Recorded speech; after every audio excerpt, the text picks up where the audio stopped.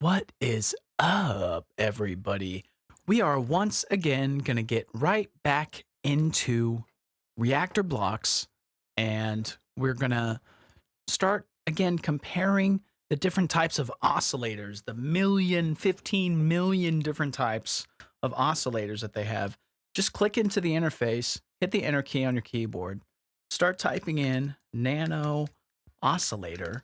And again, you'll see the 15 million different types of oscillators that they have in here. We've already checked out the acid and the additive oscillators and compared that with the standard just nano oscillator, the basic one here that allows you to go ahead and flip between sine, triangle, square wave shapes and everywhere in between. So we're going to pull up here the analog oscillator and check out this guy and see what makes it tick. No, I'm just kidding. We're going to see what this sounds like in comparison to the standard oscillator. So I'm going to go ahead and hook up the pitch cable. I'm going to go ahead and hook up the VCA. So I'm now connecting the oscillator into the VCA that I've already got set up, and then this is already routed into the filter bone and then the filter out to the scope. So let's pull down the original shape. Let's just normalize the volume a little bit and start hearing the analog oscillator just by itself. Okay, a multi-wave warm analog style. It definitely does sound fairly warm. This is interesting too because this is actually fairly similar to the actual normal oscillator. So let's pull this back up now and hear what the normal oscillator sounds like as a sine wave compared to what we just heard. Okay, sounds a little bit cleaner. Now let's turn that down and pull up the newer one that I've just chosen, the analog oscillator. I think, to me, the preference is obvious. I would say I like the analog oscillator sine wave better than the normal oscillator sine wave. And that's just because it sounds like there's just a little heat on top of the sine wave. And you can't, I can't see it. I can't tell that there's a little bit of heat there, but I can hear it, right? And it's just adding a little bit of grit into the signal. Now, of course, if we blend the two, that's pretty sweet sounding because you got one that's kind of normalized, one that's just sort of, not trying to say it's basic sounding, that's kind of wrong to say, but I'm just saying it's the normal flavor of the oscillator, and then we've got this more analog sounding one. It just sounds a little bit sweeter to me. So then if we change the shape of one of them a bit, that sounds awesome.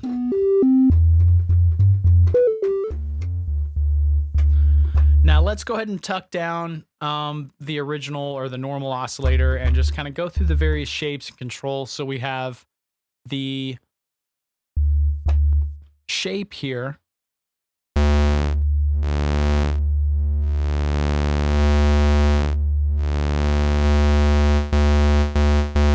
Now let's go to the square wave of the normal oscillator.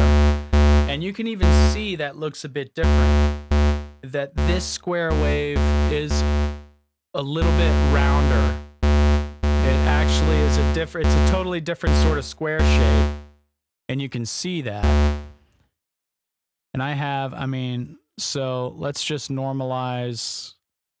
Yeah,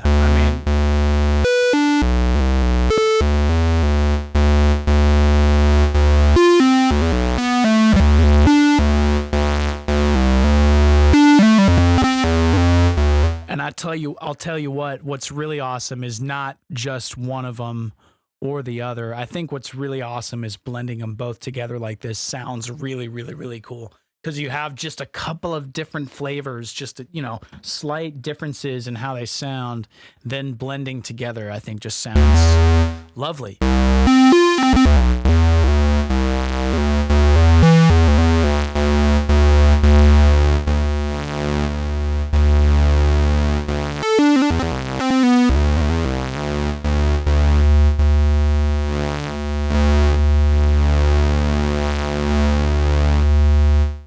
All right, now that we've got a couple of oscillators that actually sound very similar to one another, I'd also like to just experiment with the FM controls and then go out of this into the FM of that.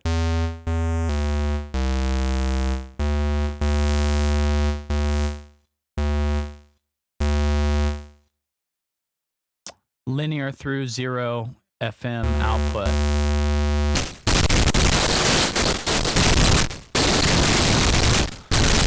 I get the feeling that's not the intended use of that. Maybe it is, but that's certainly a badass,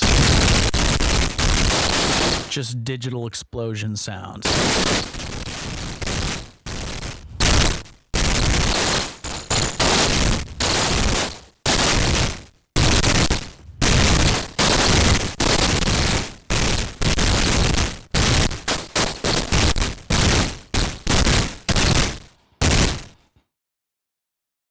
So we'll go ahead and nuke those for now, but that definitely is an interesting case. I don't know if that's exactly what those are meant for, but still pretty cool.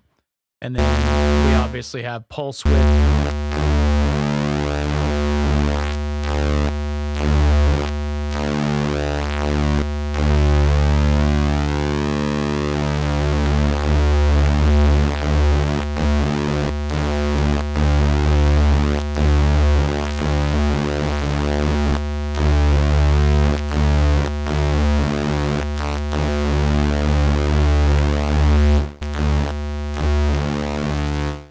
So it would be interesting now, again, if you start feeling the instinct to twirl a knob over and over and over for about 2, 3, 4, even 5 minutes straight, you might think about grabbing an LFO or some kind of modulator to do that for you. So if I go to LFO basic shapes,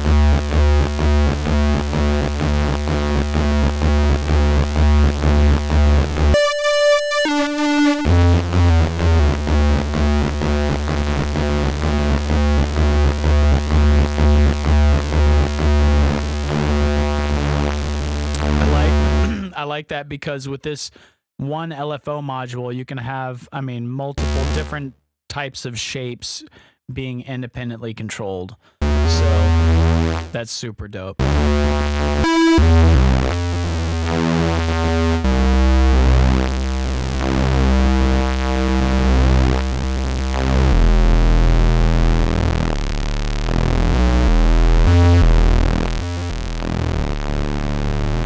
Yeah, that sounds fat as fuck.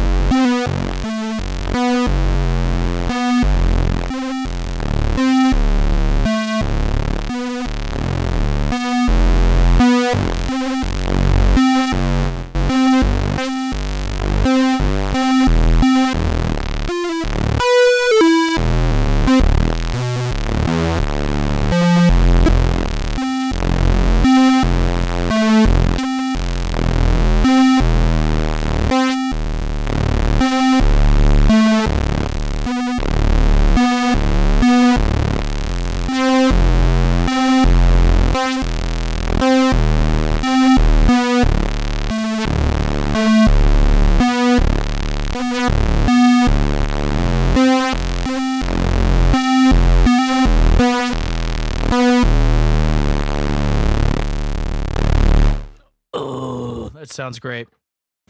And I think blending the analog oscillator with another oscillator is definitely the way to go, because you can obviously see that there's some differences in how it sounds. Yeah, and you can see that visually here too with the scope. So it's really cool.